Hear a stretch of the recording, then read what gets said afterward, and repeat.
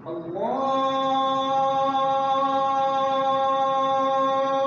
أكبر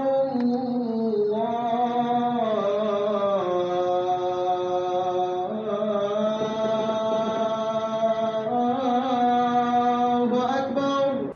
الحمد لله رب العالمين، والصلاة والسلام على سيدنا محمد صلى الله عليه وسلم. أشهد أن لا إله إلا الله وحده لا شريك له، وأشهد أن محمدا عبد الله ورسوله صلى الله عليه وسلم.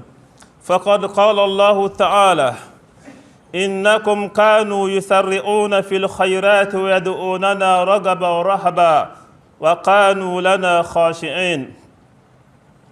ذلك من يعظم شعائر الله فإنها من تقوى القلوب.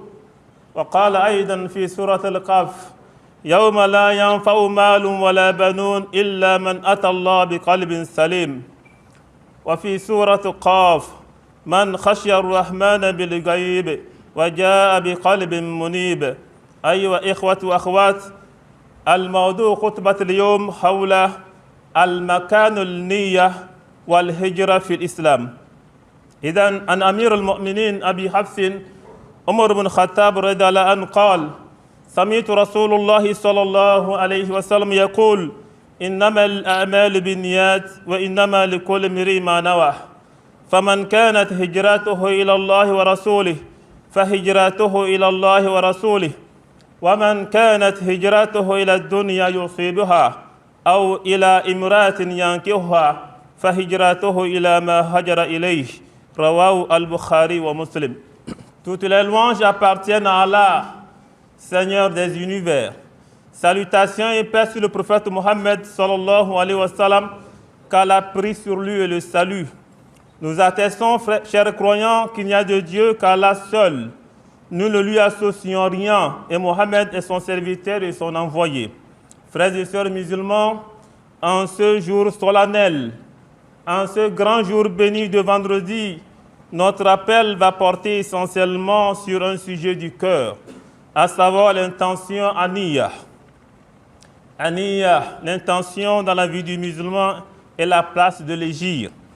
En effet, à travers beaucoup de versets coraniques, Allah s'adresse à nous tous en notre qualité de musulmans, mais ce sont des versets qui touchent et interpellent nos cœurs. À juste titre, Allah dit: ذلك ومن يعظم شعائر الله فإنها من تقوى القلوب. Ainsi en est-il, se montrer respectueux des rites institués par Dieu est un acte qui s'inspire de la piété des cœurs. Allah dit encore: Man khashiya ar-Rahman bil ghayb wa jaa bi qalbin munib, qui redoute le miséricordieux en secret et qui revient à lui avec un cœur attendri pour le repentir. Minkum man yuridu dunya wa minkum man yuridu al-akhirah. Surat Ali Imran, verset 152. Il y a parmi vous ceux qui aiment ce monde et ceux qui ont choisi l'au-delà. Allah dit encore: Yawma la yanfa'u malun wa la banoun illa man ata Allah bi qalbin salim. Un jour viendra où ni l'argent ni les enfants ne serviront à rien, sauf celui qui rencontre Allah avec un cœur saint. Frères musulmans, serviteurs soumis, par rapport au thème principal du jour. Selon Ibn Omar, messager d'Allah a dit: Innamal a'mal binniyat, les actes ne comptent que par leurs intentions. Et chacun ne recueillera de rétribution que selon son intention. Ainsi, l'exil de celui qui l'a accompli pour Dieu et son envoyé, son exil sera rétribué par Allah et son envoyé, sallallahu alayhi wa sallam. Mais celui qui a effectué l'égir pour un bien matériel, un bien mondain, il aura ce bien. Ou bien celui qui a accompli l'égir pour épouser une femme, il va épouser cette femme, mais son égir sera compté comme tel, sans récompense divine, car elle nous guide. Frères musulmans, qu'est-ce que l'égir? L'égir, c'est fuir un territoire où l'on subit une répression à cause de sa foi, vers un autre territoire où on peut la vivre en paix. Les compagnons du messager de Dieu, sallallahu alayhi wa sallam, ils ont vécu la première scène, le premier hégire.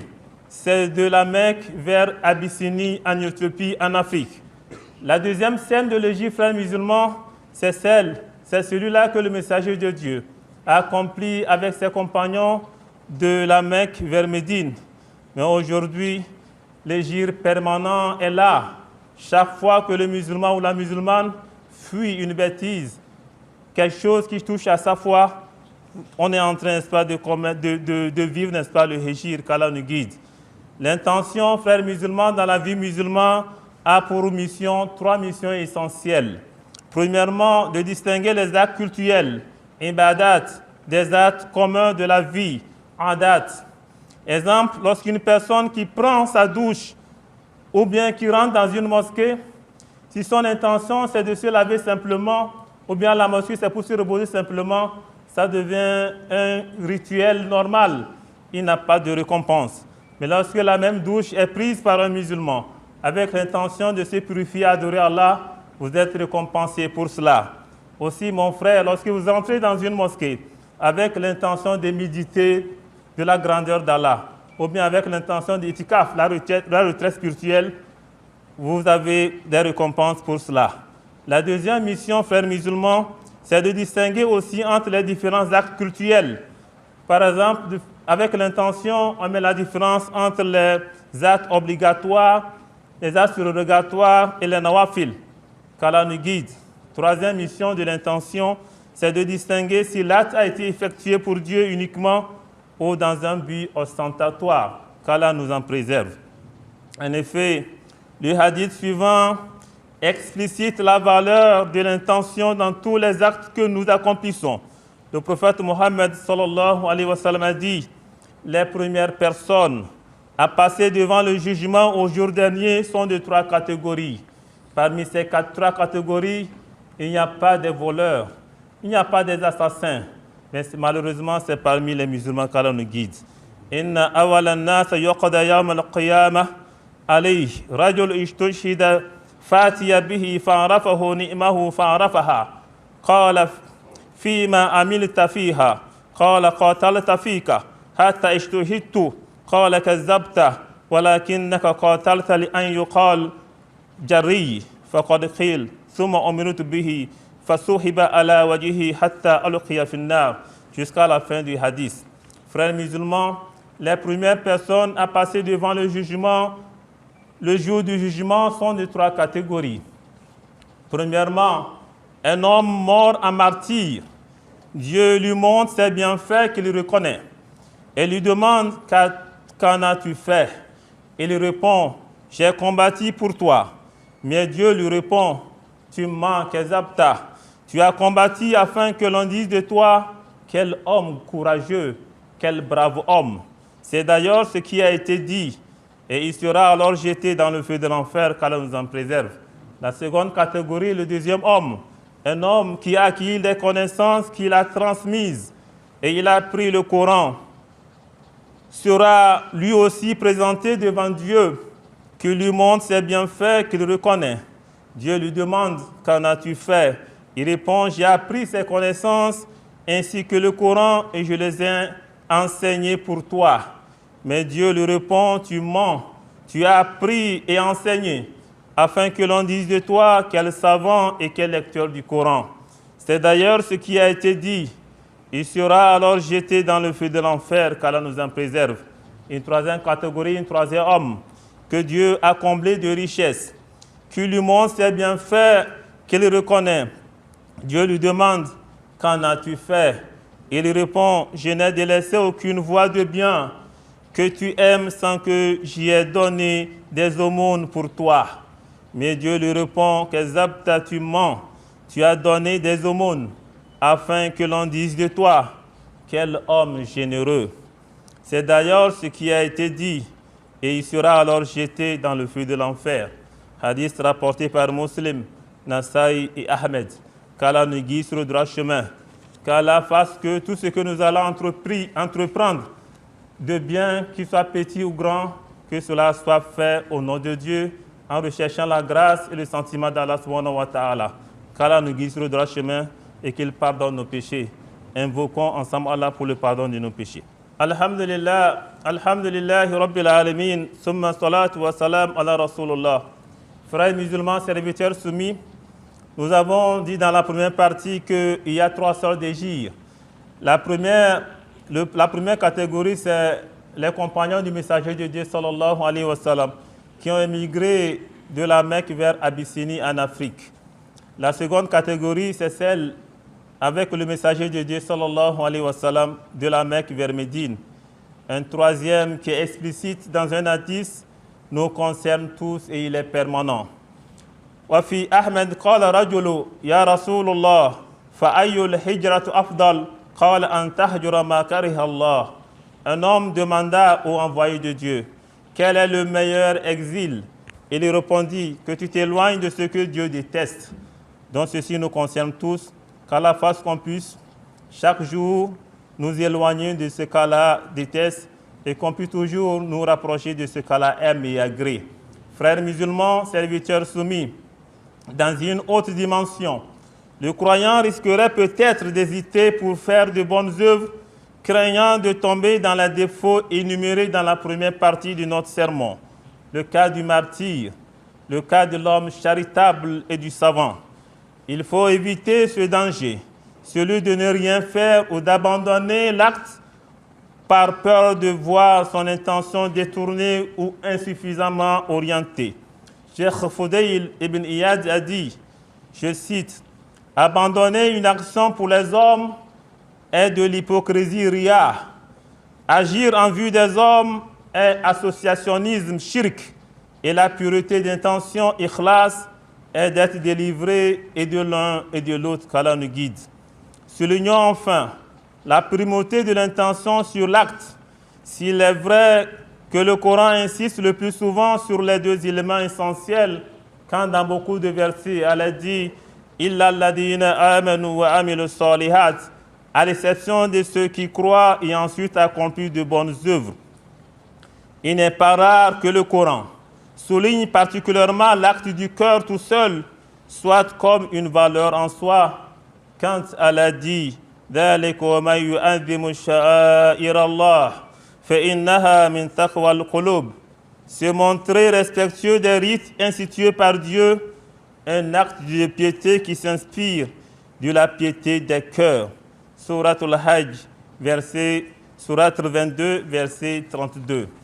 Frères musulmans, serviteurs soumis, aussi, soit comme la condition la plus essentielle du salut final, quand Allah dit « Illa man atallah bi qalbin salim » Surat Shu'ara, verset 89.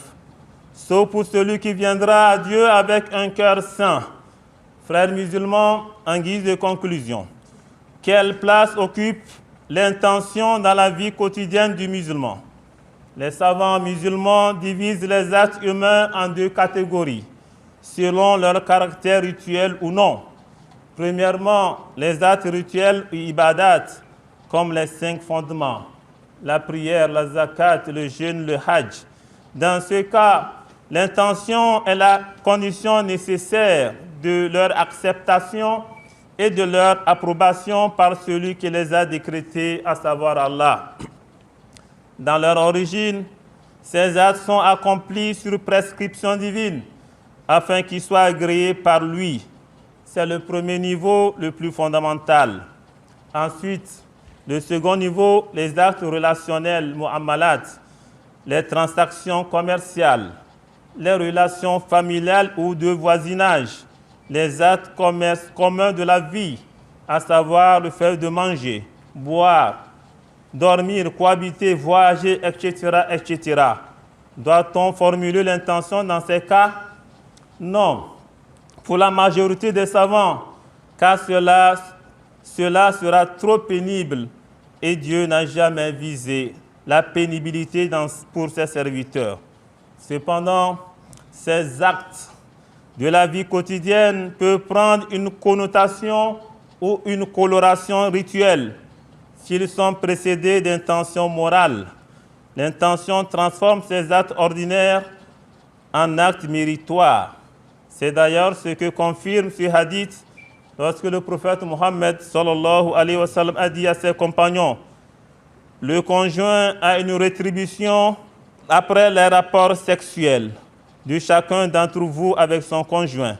Les compagnons du messager de Dieu sallallahu alayhi wa sallam s'étonnèrent de cela et lui dirent: قالوا يا رسول الله يأتي أحدنا شهوته ويكون له فيها أجر قال أرأيتم لو وضعها في حرام أكان عليه فيها وزر فكذلك إذا وضعها في الحلال كان له أجر رواه مسلم. Au prophète sallallahu alayhi wa sallam, l'un d'entre vous satisfait son besoin charnel et il est rétribué pour cela. Il leur répondit sallallahu alayhi wa sallam: et s'il la satisfaisait par l'illicite, n'aurait-il pas été chargé de péché? De même, s'il la satisfaisait par le licite, il en serait rétribué. Rapporté par Muslim et Ahmed. Voyez-vous, frères et sœurs en Dieu, les actes les plus anodins de la vie peuvent se transformer en actes d'adoration par le simple fait de cette orientation vers Dieu par l'intention formulée. Donc, en se disant intérieurement que si je me restaure, je dors, je travaille, c'est pour me fortifier, pour adorer Dieu, pour faire bénéficier les autres, mes proches, mes amis, mes voisins, la communauté de mes biens. On est rétribué pour cela auprès de Dieu, selon Imam Shatibi dans son célèbre Al-Muwaqqafa. Qu'Allah nous guide sur le droit chemin, qu'il nous guide, qu'il nous oriente vers le bien, qu'on puisse savoir ce qui est bien et qu'on puisse se débarrasser de ce qui est... qu'il montre ce qui est bien et qu'on puisse suivre ce qui est bien à la mesure de nos forces et qu'Allah nous montre également ce qui est mauvais et qu'on puisse s'éloigner en permanence de ce qui est mauvais. Qu'Allah nous guide sur le droit chemin. ربنا آتنا في الدنيا حسنة وفي الآخرة حسنة وقنا عذاب النار وقنا عذاب القبر وقنا عذاب جهنم يا رب العالمين. لا حول لنا ولا قوة إلا بالله. حسبنا الله ونعم الوكيل. إنا لله وإنا إليه راجعون. اللهم إنا نستعينك ونستغفرك ونؤمن بك ونتوكل عليك ونثني عليك الخير ونشكرك ولا نكفرك ونخلع ونترك من يفجرك. اللهم إياك نعبد ولك نصلي ونسجد وإليك نسعى ونحفد ونرجو رحمتك ونخشى عذابك إن عذابك بالكفار ملحق. اللهم ما أصبح بي بنعمة أو بأحد من خلقك فمنك وحدك لا شريك لك فلك الحمد ولك الشكر يا ربي لك الحمد كما ينبغي لجلال وجهك وعظيم سلطانك يا رب العالمين. حسبنا الله ونعم الوكيل. حسبنا الله ونعم الوكيل. إنا لله وإنا إليه راجعون. Oh mon Dieu, en ce jour qui s'est levé, quelques bienfaits qui m'arrivent ou qui arrivent à une autre créature, Allah assure-nous la droiture. Toi seul que nous adorons, accorde-nous ce dont nous avons besoin. Seigneur Allah, fais en sorte que nous soyons parmi ceux qui ne t'associent absolument rien. À toi la louange et à toi tous les remerciements. Seigneur Allah, à toi les louanges, comme il sied à ta magnificence de ta face et à la grandeur de ton pouvoir. Seigneur Allah, accorde-nous une belle part dans ce bas monde, une belle part dans notre monde et le châtiment de l'enfer. Qu'Allah accorde la paix pour ces pays, la sécurité, la sérénité. Allah accorde pour les parents, nous sommes à quelques semaines de rentrer, les moyens pour subvenir aux besoins des enfants. Seigneur Allah, facilite-nous tout. Ce qui se passe dans la sous-région, Allah préserve notre pays. Allah préserve ces pays-là. Allah préserve tous les pays. Allah préserve l'Afrique et le monde entier. Wa sallallahu ala sayyidina Muhammad sallallahu alayhi wa sallam. Subhana rabbika rabbil izzati amma yasifun. Wa salamun ala al-mursalin. Walhamdulillahi rabbil alamin.